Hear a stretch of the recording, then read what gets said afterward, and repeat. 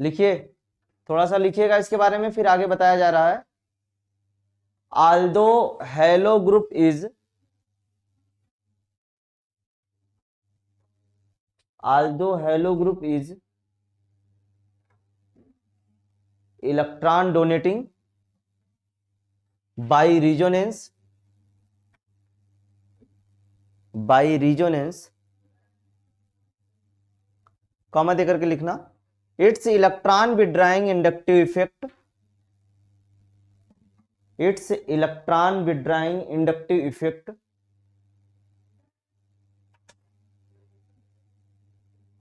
Electron withdrawing inductive effect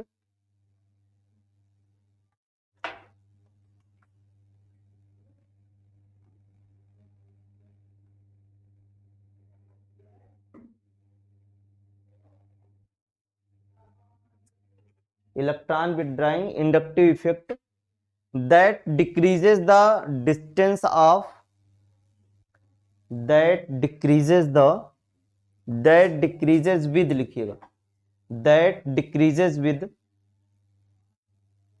that decreases with distance of x and NH3, distance of x and NH3 plus predominates,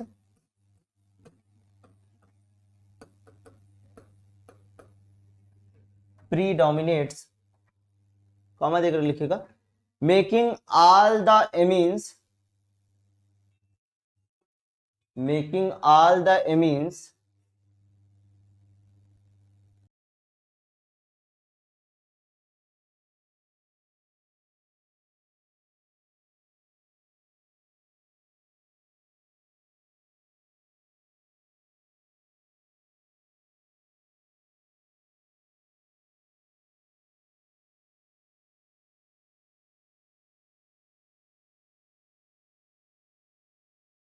क्या लिखा हुआ है, predominates making all the amines,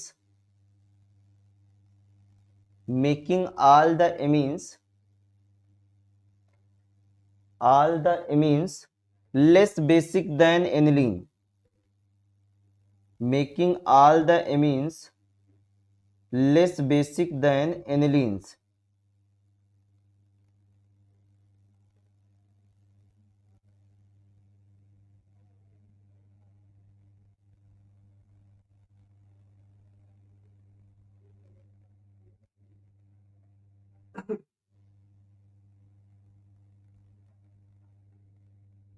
ठीक है, full stop के बाद में लिखिएगा, the basicity of halo anilines, the basicity of halo anilines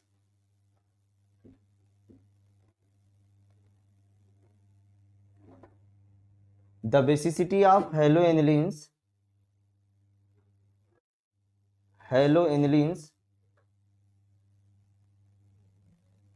the basicity of haloanilines can be understood, can be understood by following observations, by following observations, by following observations, number 1 करके लिखना,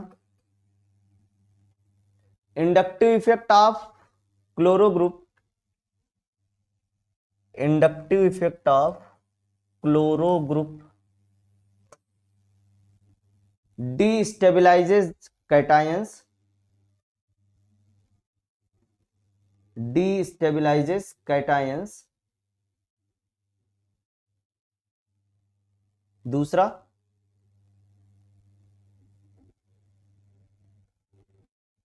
दूसरा है distance of Cl,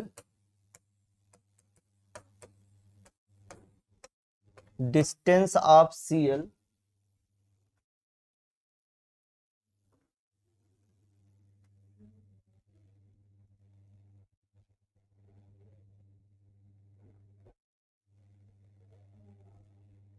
प्रिया। चलो एक बार फिर से repeat कर रहा हूं, आप लोग लिख लो फिर से, ज्यादा नहीं, 2-3 लाइन है, जो लिख लिए होंगे उसको रिपीट नहीं करेंगे। लिखो फिर से एक बार।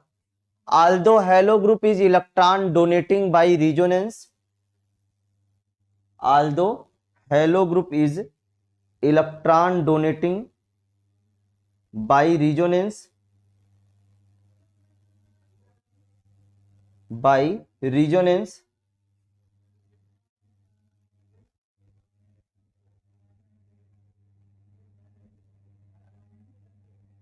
by resonance, कॉमा दे करके लिखना, its electron withdrawing inductive effect,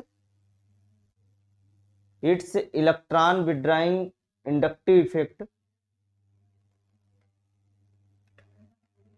inductive effect that decreases with distance,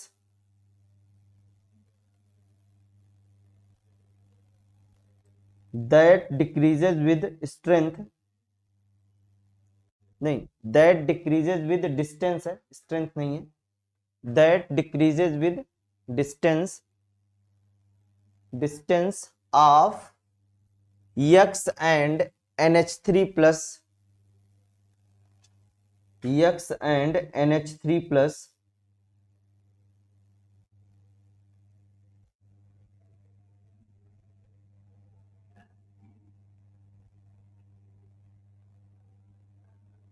NH3 plus predominates,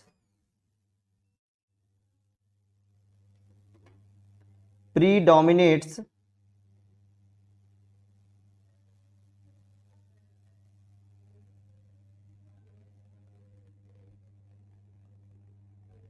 predominates, comma देकर के लिखना, making all the amines,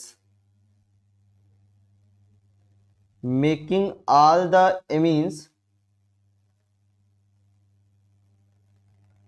making all the amines less basic than aniline,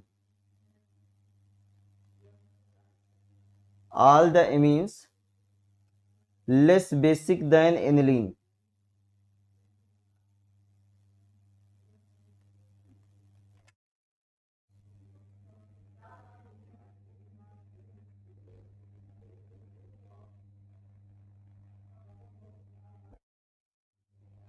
than aniline। फिर उसके बाद में लिखेगा देयर आर फॉलोइंग, नहीं लिखेगा, the basicity of halo anilines can be understood, the basicity of halo anilines can be understood by following observations, by following observations। Number 1 है, number 1 inductive effect of chloro group, inductive effect of chloro group, chloro group, chloro group destabilize, destabilize cation, destabilize cation।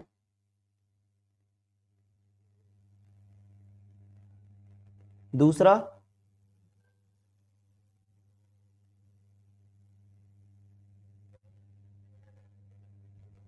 दूसरा है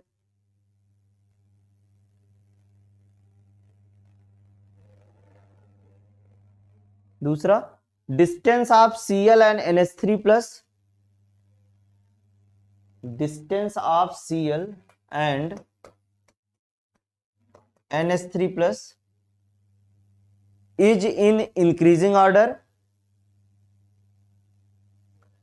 is in increasing order, increasing order, comma देकर के लिखना, inductive power is in decreasing order,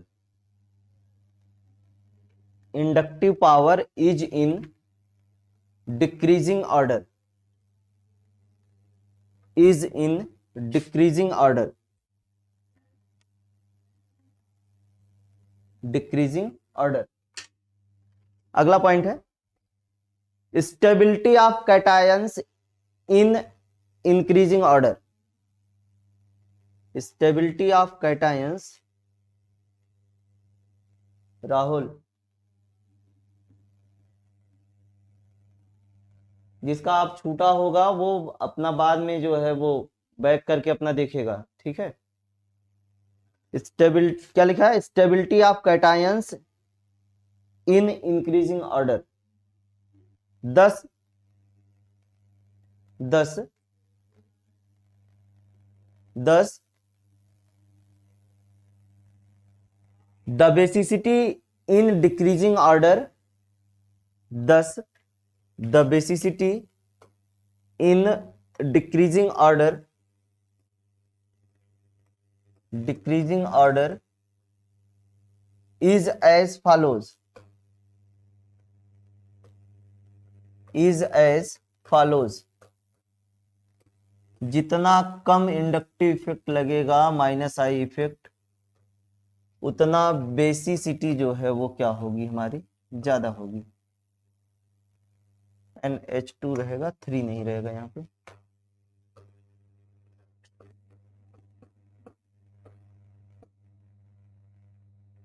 लिख लीजिएगा।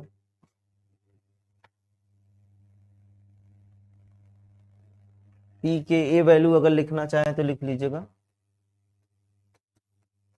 10.0, P के value 11.52 होता है और इसकी वैल्यू पी के जो है 13.30 होता है। लिखो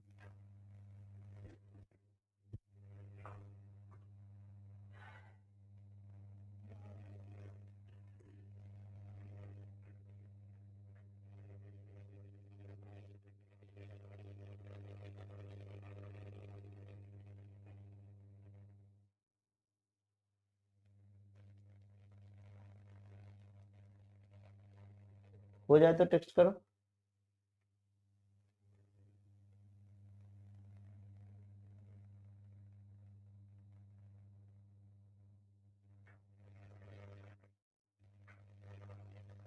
हो गया है। ये कौन है, राहुल, गणेश। क्लास पे ध्यान दो, बाद में जो कोई दिक्कत होगी वो पूछना बाद में। अभी जो लिखाया जा रहा है, पढ़ाया जा रहा है, उसको करो।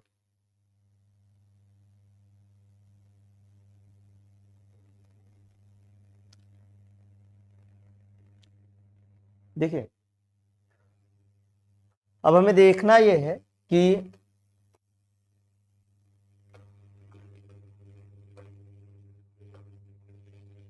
ये जो हेलो होते हैं हमारे एनिलीन्स, क्लोरीन लगा दे रहे हैं, तो इसमें क्या है कि क्लोरीन आपको पता है कि हाई इलेक्ट्रोनेगेटिविटी के कारण जो है माइनस आई इफेक्ट शो करता है।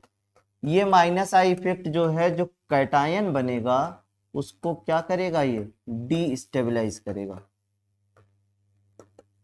ठीक, डिस्टेबलाइज करेगा। तो जैसे जैसे हम अलग अलग आइसोमर की बात करते हैं, जैसे ये NH2 हो गया, फिर यहाँ पे आर्थो पोजीशन पे, फिर उसके बाद में दूसरा लगा दिया NH2 ये मेटा पोजीशन पे, फिर यहाँ पे तीसरा लगा दिया NH2 ये आपका किस पे, पैरा वाली पोजीशन पे, ठीक। तो जैसे जैसे इस NH3+ ये बनेगा पूरा, जैसे हम यहाँ पे जब ये प्रोटोनेट कराएंगे तो इस तरीके से बनेगा। तो ये डिस्टेंस जैसे जैसे बढ़ती जाएगी यहाँ पे बने NH3+ से, वैसे वैसे माइनस आई इफेक्ट की वैल्यू क्या होती जाएगी, घटती जाएगी। जब माइनस आई इफेक्ट घटेगा तो ऐसी कंडीशन में जो मैग्नीट्यूड ऑफ पॉजिटिव चार्ज है एनिलीनियम आयन पे वो क्या होगा आपका, जब माइनस आई घटेगा तो मैग्नीट्यूड ऑफ पॉजिटिव चार्ज जो है वो क्या होगा, घटेगा। तो ऐसी कंडीशन में जो NH3+ है या तो कैटायन जो है वो क्या होगा, स्टेबलाइज होगा। स्टेबलाइज होने के कारण जो है वो क्या करेगा, बेसिसिटी को क्या करेगा, इंक्रीज करेगा। तो जैसे जैसे इस NH3+ से Cl की दूरी बढ़ती जाती है आर्थो, मेटा और पैरा की केस में, तो वहां पर माइनस आई डिक्रीज करेगा। माइनस आई डिक्रीज करने से जो है ये NH3 ग्रुप जो है वो स्टेबलाइज होगा, NH3 प्लस जो है हमारा एनिलीनियम आयन, और स्टेबलाइज होगा तो बेसिसिटी क्या होगी हमारी, इंक्रीज होगी। तो इसीलिए जो हमें ऑर्डर मिलता है वो सबसे ज्यादा बेसिक जो है वो कौन सा है, पैराक्लोरोएनिलीन, फिर उसके बाद में मेटाक्लोरोएनिलीन, सबसे कम जो होता है वो कौन सा होता है, आर्थोक्लोरोएनिलीन करके होता है। ठीक है, तो ये चीजें थी इसके बारे में, और ये बस इतना ही है यहाँ पे आपको पढ़ने के लिए, और ये इस चैप्टर का जो है वो सबसे अंतिम चीज था। ठीक, तो अगला जो चैप्टर आपको बताना है वो चैप्टर है कार्बोक्सिलिक एसिड डेरिवेटिव करके।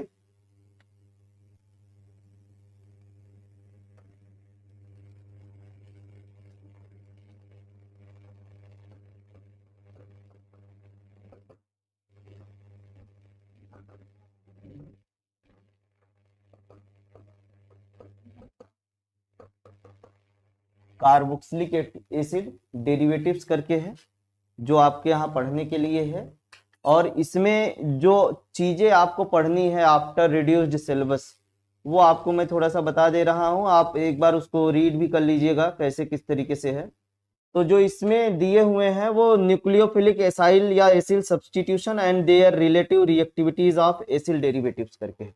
ठीक है, तो जो न्यूक्लियोफिलिक एसिल या तो एसाइल सब्स्टिट्यूशन है उसी के बारे में हमें पढ़ना है, और जो डिफरेंट हमारे एसिल ग्रुप्स होते हैं, जैसे आपका क्या हो गया नो, एमीन हो, एमीन नहीं, अमाइड हो गया, या एस्टर हो गया, या क्या कह सकते हैं एसिड एनहाइड्राइड हो गया, तो इन सब के बारे में क्या क्या उनकी रिलेटिव रिएक्टिविटीज होती है, एसिड हैलाइड हो गया, तो इनके बारे में हमें पढ़ना है इस चैप्टर में, वो भी बस केवल सिंगल सी चीज है।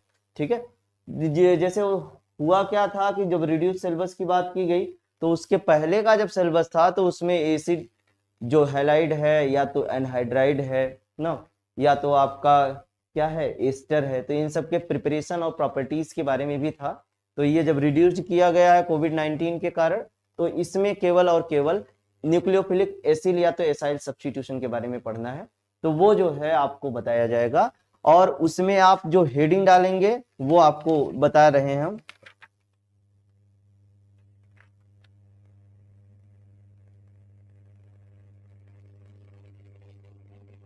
हेडिंग डालेंगे reactivity of acyl derivatives.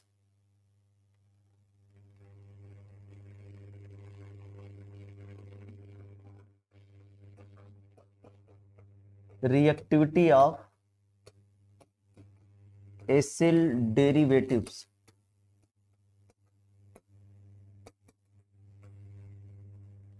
Reactivity of acyl derivatives.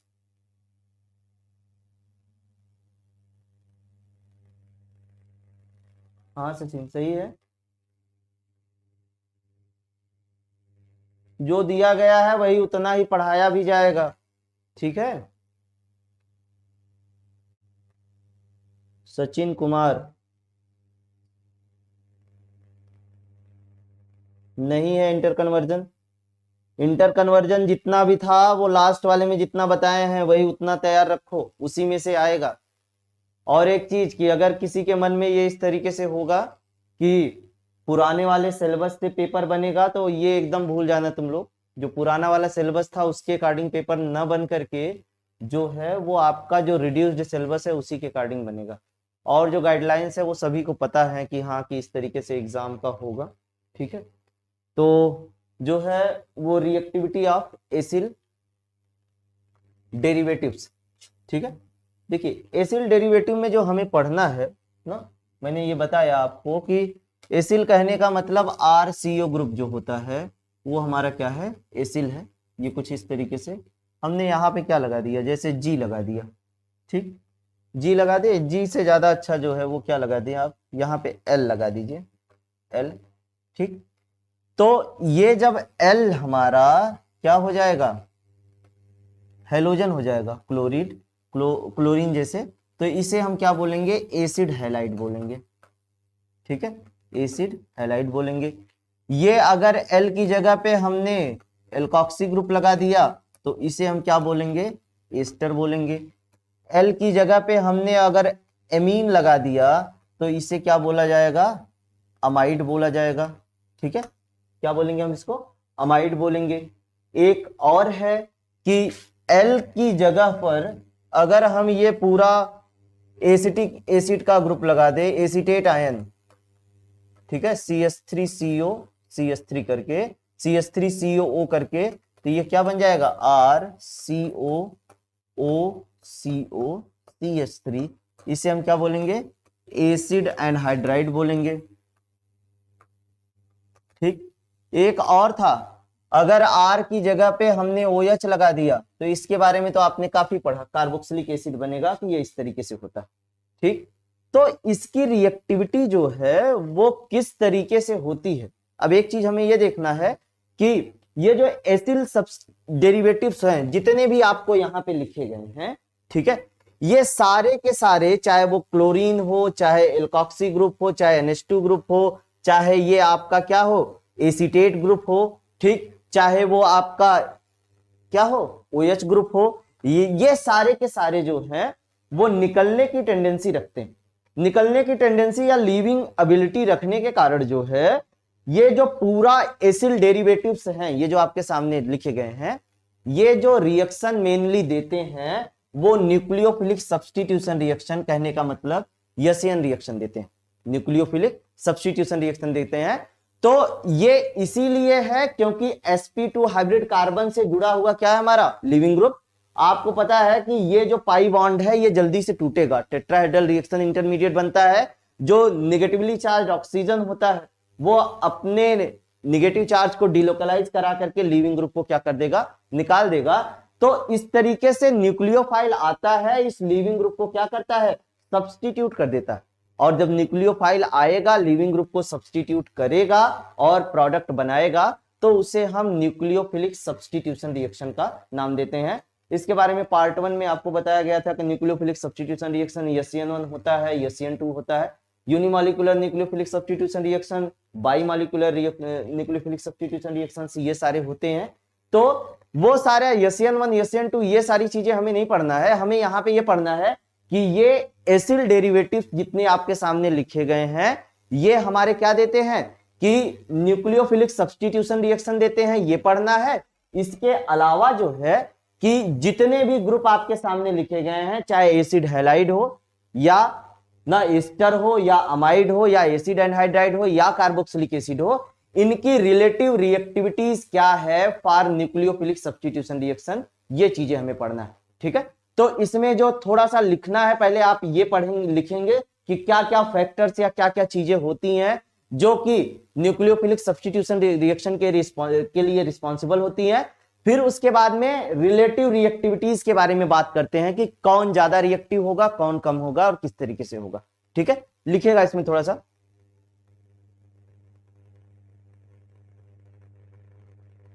लिखिए, like aldehydes and ketones, like aldehydes and ketones, the carbonyl carbon of acyl derivatives, the carbonyl carbon of acyl derivatives, the carbonyl carbon of acyl derivatives is readily attacked by nucleophiles, is readily attacked by nucleophiles, attacked by nucleophiles and accounts for the increased acidity of, and accounts for the, and accounts for the relative acidity of alpha hydrogen atoms, relative acidity of alpha hydrogen atoms,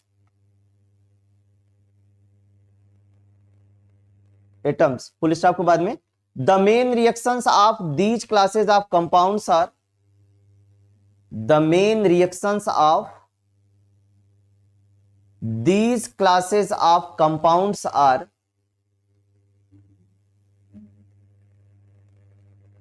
these classes of compounds are nucleophilic substitution reactions, nucleophilic substitution reactions,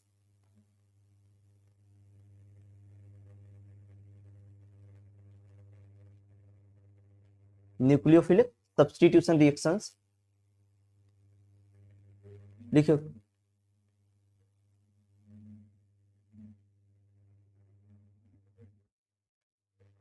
आगे लिखिएगा, these compounds bear a, these compounds bear the,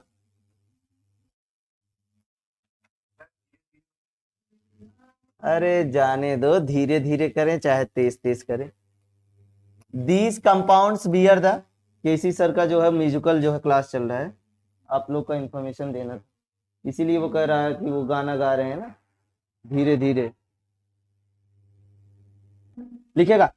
these compounds bear a potential Lewis base leaving group, potential Lewis base leaving group, which can be replaced by, which can be replaced by another stronger nucleophile, another stronger nucleophile, example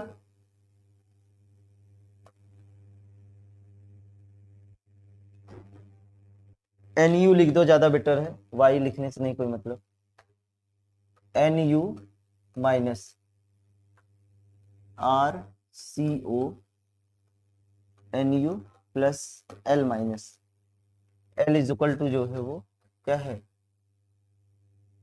leaving group.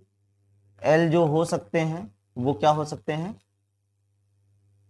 Halogens हो सकते हैं, NH2 group हो सकता है, alkoxy group हो सकता है, acetate group हो सकता है, ठीक है, OH ग्रुप हो सकता है ना, एसिड हैलाइड हो गया, अमाइड हो गया, एस्टर हो गया, एसिड एनहाइड्राइड हो गया, और ये लास्ट वाला जो है कार्बोक्सिलिक एसिड हो गया। लिखो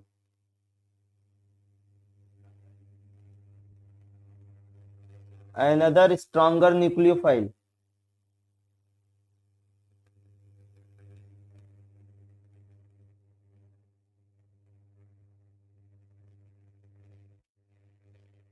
लिखो आगे, इसमें लिख लिया है,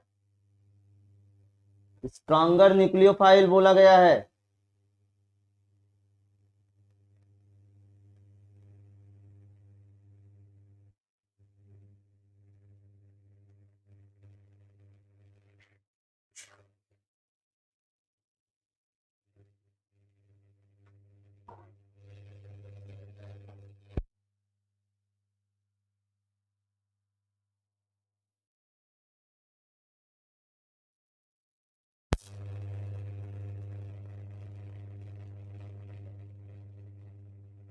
आगे लिखिएगा, in all the cases,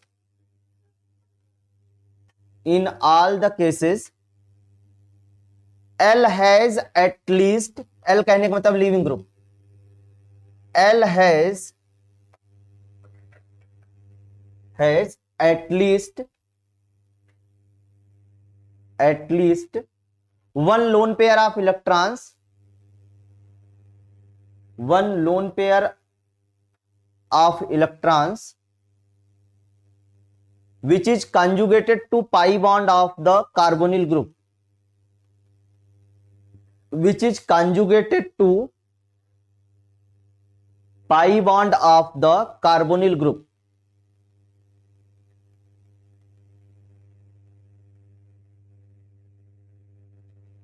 pi bond of the carbonyl group। देखिएगा, there are following conditions, there are following conditions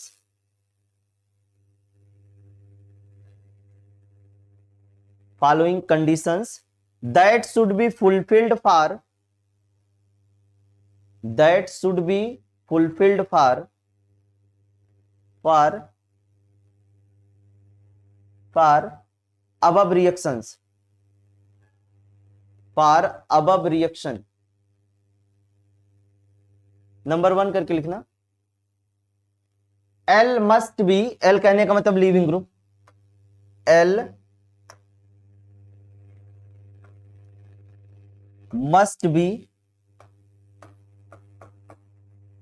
L must be better leaving group than, L must be better leaving group than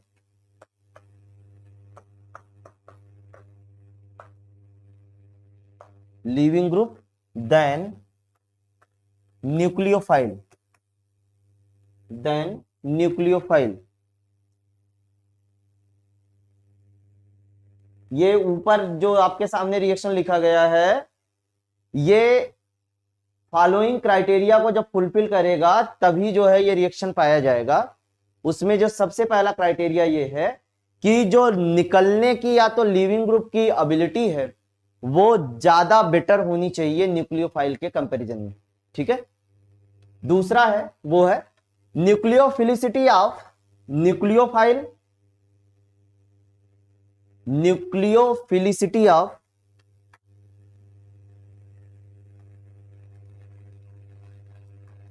nucleophilicity of nucleophile,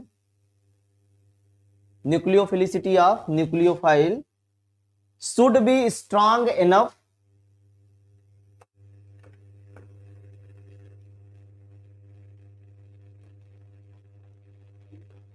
should be strong enough, should be strong enough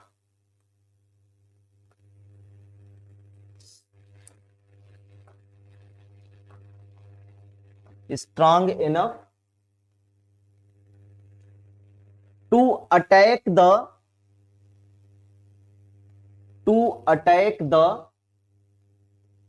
carbon of acyl group, to attack the carbon of acyl group।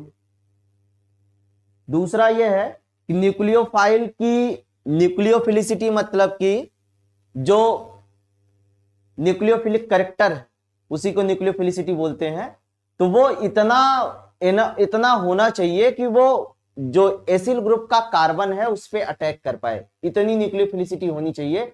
ऐसा नहीं कि कोई ऐसा nucleophile ले लें कि वो उसके पास में न्यूक्लियोफिलिसिटी उसकी इतनी कम है कि वो अटैक ही ना कर पाए, ठीक। तो न्यूक्लियोफिलिक कैरेक्टर इतना होना चाहिए उसके अंदर या न्यूक्लियोफिलिसिटी। आगे है carbonyl carbon of the acyl group, carbonyl carbon of the acyl group should be good electrophile, should be good electrophile,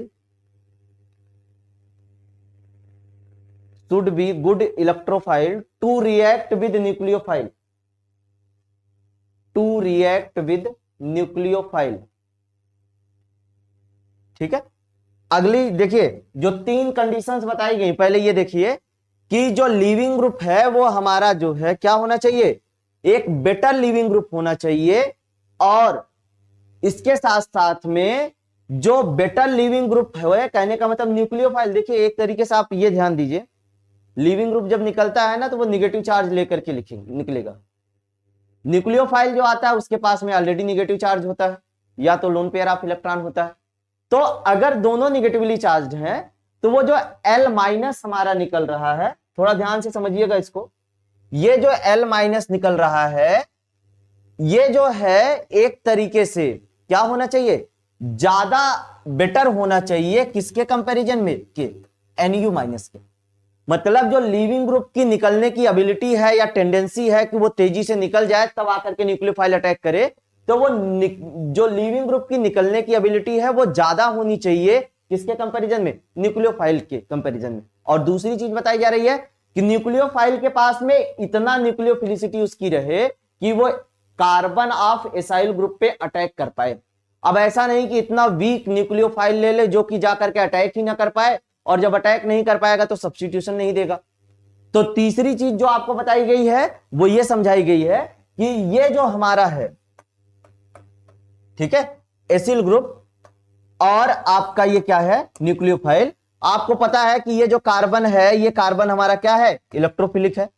तो ये जो आर हम लगा रहे हैं ग्रुप, ये आर डिसाइड करेगा कि इस सीओ ग्रुप की इलेक्ट्रोफिलिसिटी कितना है, ठीक है, इलेक्ट्रोफिलिसिटी, ठीक है, कितना है, ये कौन डिसाइड करेगा, ये आर डिसाइड करेगा। तो तीसरा कंडीशन ये बता रहे हैं कि जो एसिल ग्रुप का कार्बन है, मतलब ये सीओ का कार्बन है, वो इतना अच्छा या तो इतना उसके पास में इलेक्ट्रोफिलिसिटी हो, या कह सकते हैं कि एक ये गुड इलेक्ट्रोफाइल की तरह बिहेव करना चाहिए। और गुड इलेक्ट्रोफाइल तब बिहेव करेगा जब ये आर जो है हमारा ना मिला जुला करके एल्किल ग्रुप, या तो जो है वो लेस प्लस आई वाले ग्रुप रहेंगे। अगर स्ट्रांग प्लस आई वाले ग्रुप लगा देंगे तो ऐसी कंडीशन में ये तो इलेक्ट्रॉन को इधर से डोनेट कर देगा ना, और जब इलेक्ट्रॉन को जब डोनेट कर देगा तो इनकी इलेक्ट्रोफिलिसिटी को क्या करेंगे, डिक्रीज करेंगे। तो इसीलिए हम ऐसे ग्रुप लगाते हैं जो कि इसकी इलेक्ट्रोफिलिसिटी को मेंटेन किए रहे। मेंटेन करने का मतलब यह है कि इस सीओ के कार्बन को एक अच्छा कार्बन बनाए इलेक्ट्रोफाइल के तौर पे। और ये अच्छा कार्बन जब बनाएगा तो ऐसी कंडीशन में क्या होगा कि न्यूक्लियोफाइल बेटर तरीके से इस पे क्या कर पाएगा, अटैक कर पाएगा। तो ये तीन ऐसे कंसिडरेशंस या तीन ऐसे फैक्टर्स हैं जिनको हमें ध्यान में रखना है। इन्हीं के बेसिस पे हम क्या कर सकते हैं, बता सकते हैं कि दिए गए एसिल डेरिवेटिव में से कौन ज्यादा होगा न्यूक्लियोफिलिक सब्स्टिट्यूशन के लिए और कौन क्या होगा, कम होगा। अगली हेडिंग जो है वो हमें रिलेटिविटी के बेसिस पे जानना है कि जो डिफरेंट हमारे अमाइड हैं, एस्टर है, एसिड एनहाइड्राइड है, ये सारी चीजें जो हैं उनमें से कौन न्यूक्लियोफिलिक सब्स्टिट्यूशन रिएक्शन ज्यादा देगा और कौन कम देगा। तो अगली हेडिंग जो है वो आप डालेंगे relative reactivities, relative reactivities and stabilities of acyl derivatives. Acyl derivatives, इसमें अब हमें यह पढ़ना है कि जो एस्टर है, अमाइड है, एसिड एनहाइड्राइड है ना, ये सारे जितने भी एसिल डेरिवेटिव्स हैं उनकी ना रिलेटिव रिएक्टिविटी क्या होती है टुवर्ड्स न्यूक्लियोफिलिक सब्स्टिट्यूशन रिएक्शन के लिए, ठीक है।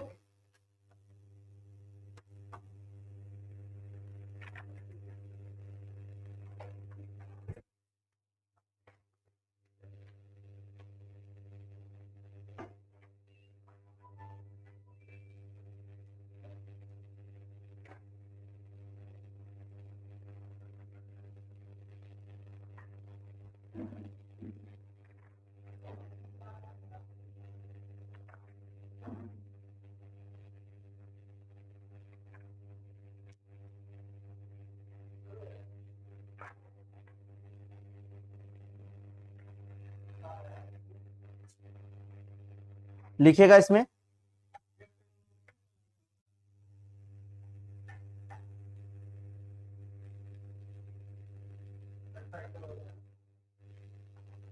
देखिए, जो अलग अलग हमारे डेरिवेटिव्स होते हैं ये कुछ इस तरीके से अगर बात करें कि जैसे NH2 हो गया, RCO, OR हो गया, RCOCl हो गया। ये सारे जो एसिल डेरिवेटिव्स हैं इनके लिए जो न्यूक्लियोफिलिक सब्स्टिट्यूशन रिएक्शन होता है उसको हम कुछ फैक्टर्स को कंसीडर करते हुए जानते हैं। अब उन्हीं फैक्टर्स में से जो सबसे पहला फैक्टर है वो क्या है, हमारा लीविंग ग्रुप के बारे में है कि लीविंग ग्रुप का पावर क्या है। पावर किसमें, लीविंग ग्रुप में। जैसे आपको ये पता है कि यहां पे जब होगा तो ये NH2 माइनस के तौर पे निकलेगा, थोड़ा सा ध्यान दीजिए। NH2 माइनस के तौर पे ये जब होगा तो ये एल्कोक्साइड आयन के तौर पे निकलेगा। यहां पे जब निकलेगा तो ये हैलाइड आयन के तौर पे निकलेगा। इसके आगे अगर जब हम बात करेंगे तो ये कुछ इस तरीके से एसिड एनहाइड्राइड की बात करेंगे तो ये आपका एसीटेट ग्रुप के तौर पे निकलेगा, RCOO- के तौर पे। तो जो पहली चीज आपको बताई जा रही है कि जो लीविंग एबिलिटी है, या लीविंग एबिलिटी कहने का मतलब क्या है कि ये जो हम यहां पे लीविंग ग्रुप लगा रहे हैं ये कुछ इस तरीके से, ये लीविंग ग्रुप कितना बेटर है, या कह सकते हैं कि इस लीविंग ग्रुप की लीविंग पावर कितनी है। जितना मैक्सिमम लीविंग पावर होगी न्यूक्लियोफिलिक सब्स्टिट्यूशन रिएक्शन उतना क्या देगा, जल्दी या तो रैपिडली देगा। तो इसमें जो सबसे पहला फैक्टर है वो हमें पढ़ना है कि लीविंग ग्रुप का पावर किस तरीके से होता है। ठीक है, तो आप इसके बारे में थोड़ा सा लिखेंगे। लिखिए the relative reactivities of the relative reactivities of the relative reactivities of acyl derivatives, the relative reactivities of acyl derivatives depend on following factors, depend on following factors, depend on following factors। Number 1 करके लिखिएगा।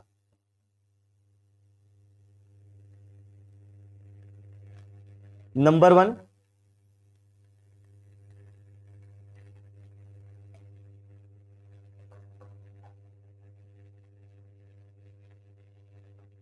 Leaving power of L, कहने का मतलब leaving group, leaving power of L means leaving group.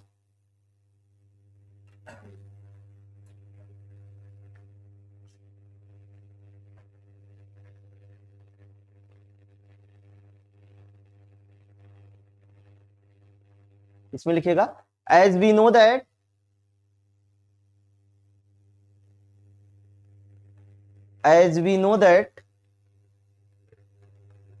the ability of a group to leave the ability of a group to leave as we know that the ability of a group to leave depends on its basicity, depends on its basicity,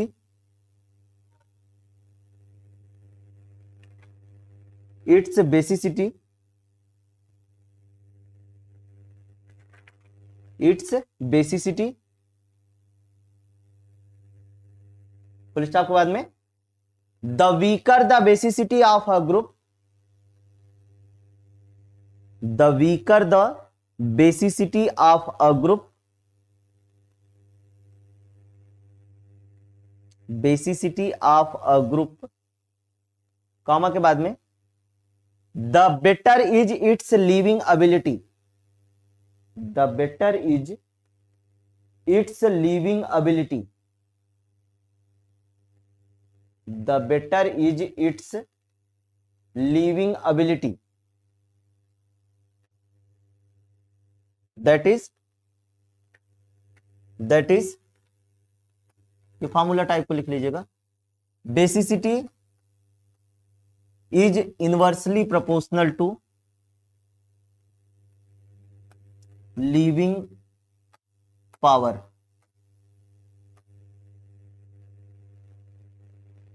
basicity is inversely proportional to leaving power.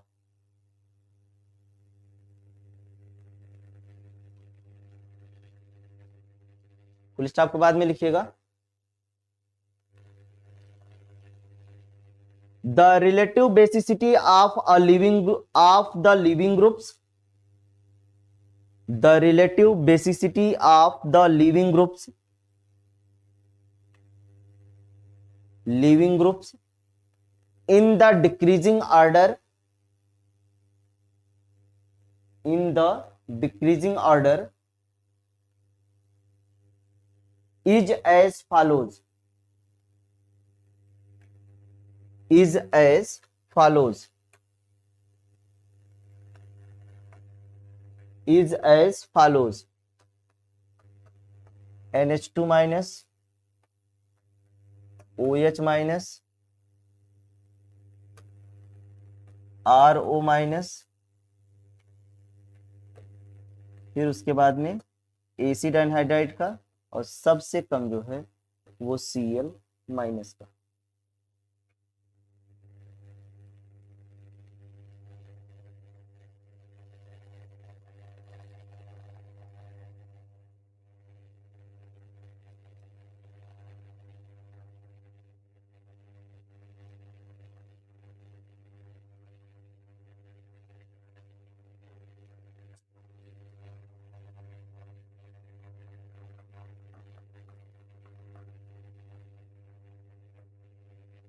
देखिए ध्यान से देखिए, पहला जो factor है वो ये है कि लीविंग ग्रुप कितना तेजी से निकलेगा, जितना तेजी से निकलेगा वो न्यूक्लियोफिलिक सब्स्टिट्यूशन रिएक्शन उतना स्ट्रांगली देगा या तो रैपिडली देगा, मतलब रिएक्टिविटी ज्यादा होगी।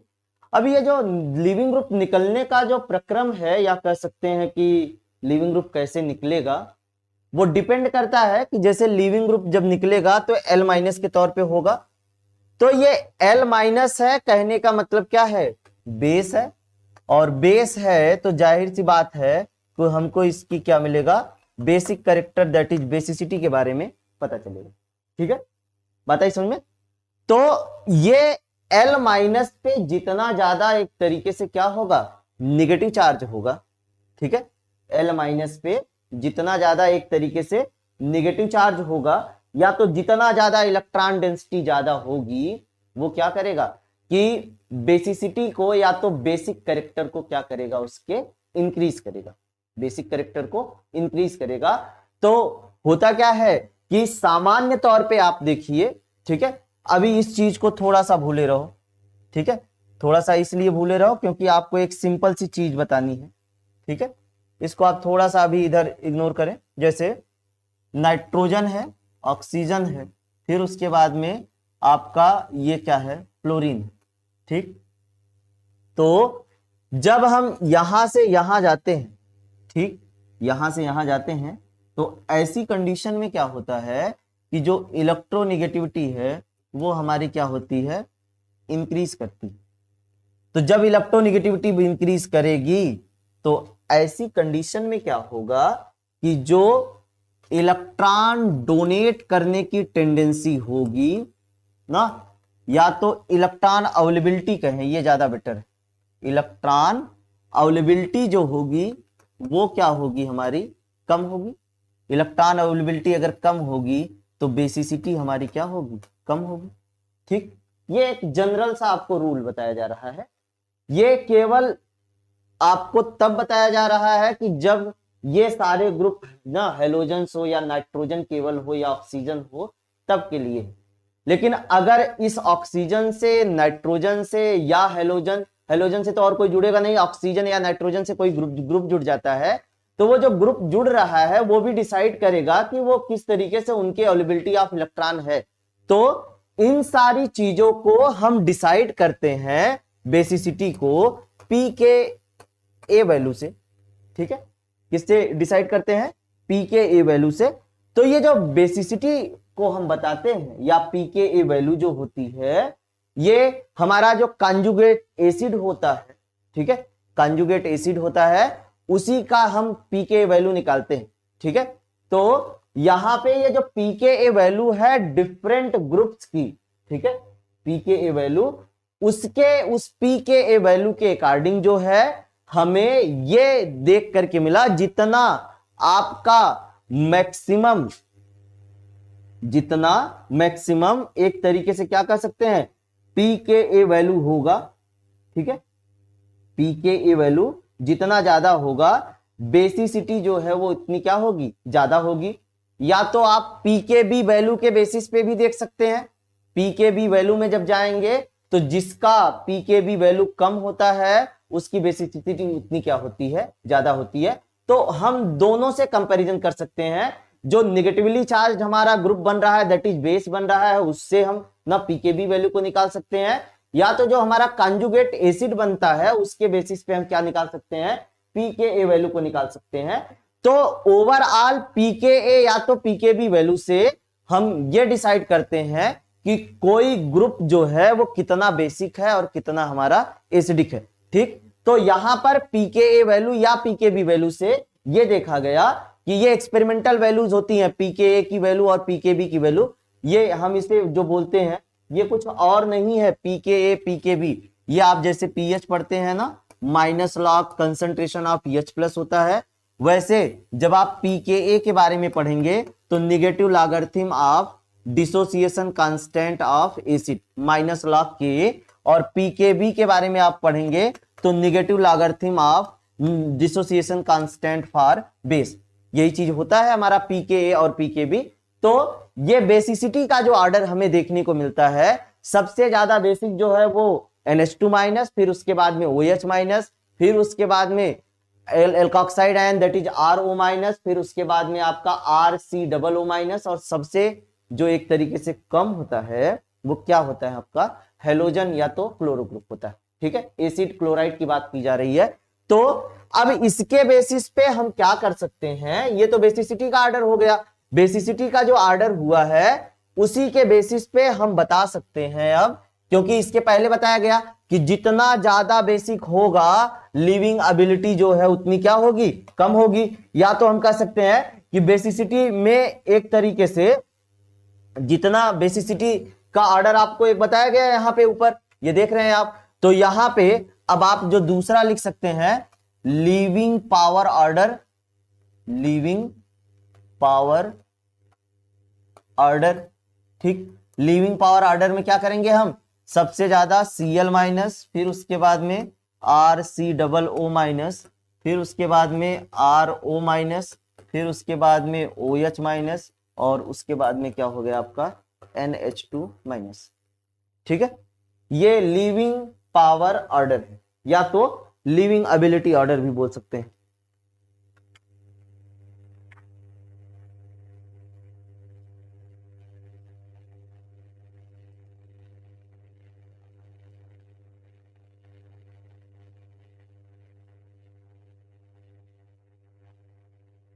ठीक है, बात आई समझ में।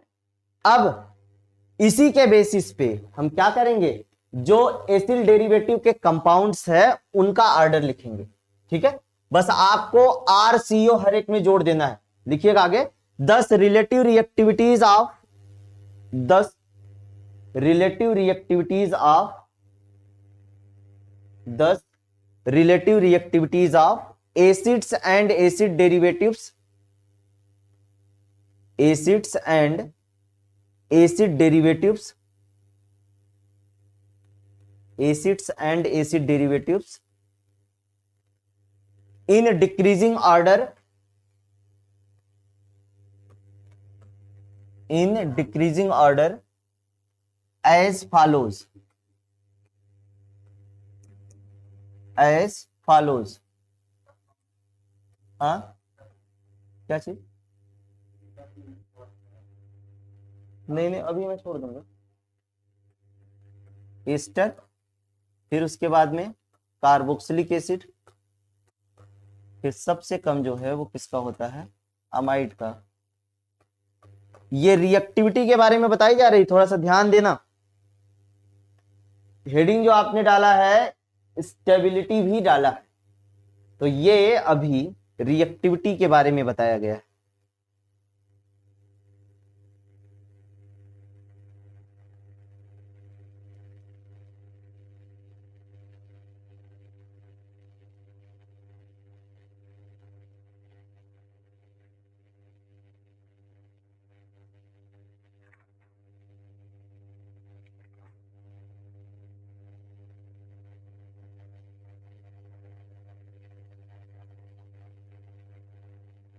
इसके बाद में हेडिंग डाल लेना relative stabilities of acyl derivatives, relative stabilities of acyl derivative. हाँ सोनम, स्टेबिलिटी इसका जस्ट रिवर्स ऑर्डर होगा, इसके बारे में जो है नेक्स्ट टर्न पे बताएंगे।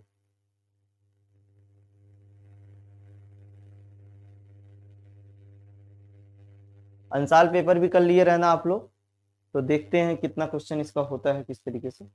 ये बहुत पेट क्वेश्चन है इस चैप्टर का, आता है, पहले भी आता था अभी भी आता है। ठीक है, थोड़ा सा है इसमें हल्का सा और, तो इसको जो है कल बताएंगे आपको।